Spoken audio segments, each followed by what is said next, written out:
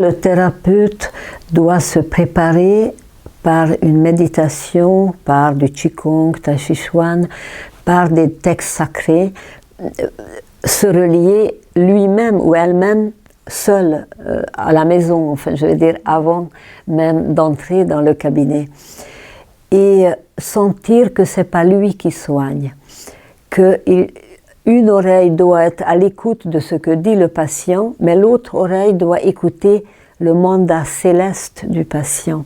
Chacun de nous est porteur d'un mandat céleste. Ce sont les Chinois qui appellent ça mandat céleste. D'autres vont l'appeler la légende personnelle, ou le sens de ma vie, ou ma tâche, qu'est-ce que j'ai, ou ma mission. Et je dois respecter pleinement son cheminement et sa compréhension, comment il peut s'ouvrir vers ce ciel dans son cœur. Et je ne dois pas l'influencer, mais je dois lui donner toutes les chances de pouvoir dire oui et non. Et ça, c'est dans les reins.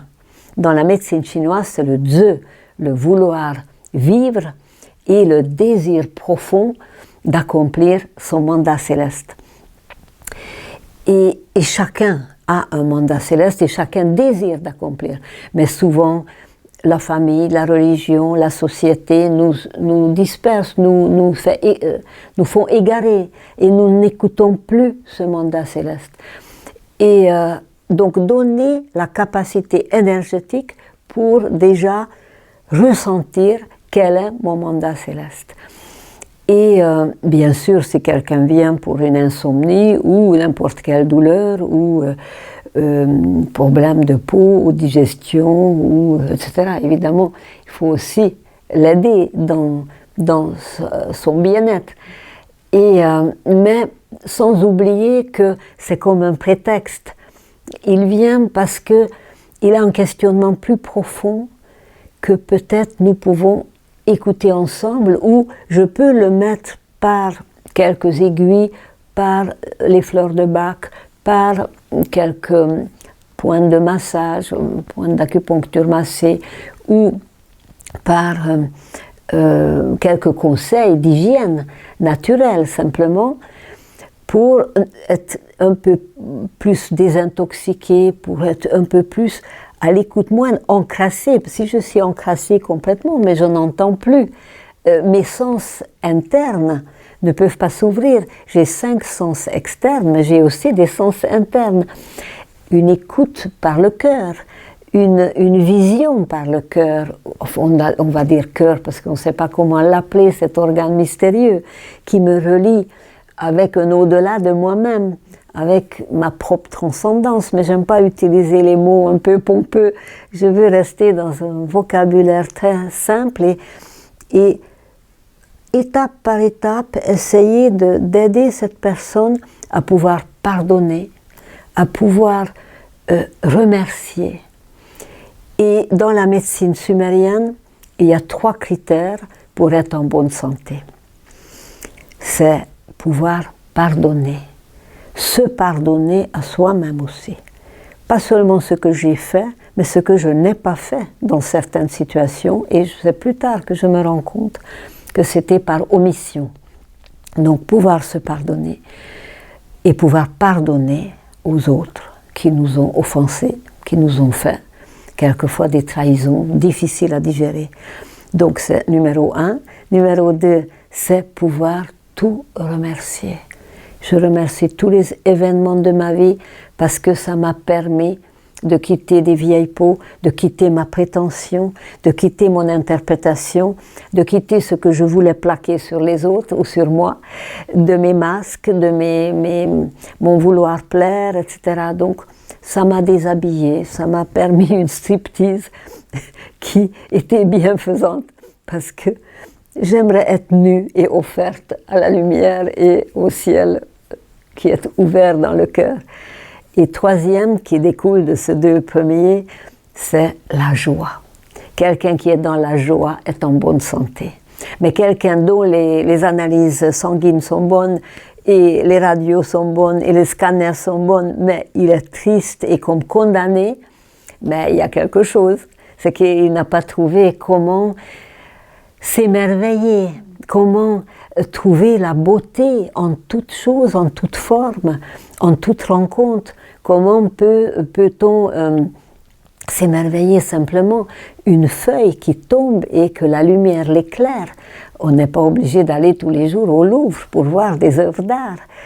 Une forme, c'est extraordinaire parce que cette forme est l'expression de l'imperceptible, de l'inaudible, de l'invisible.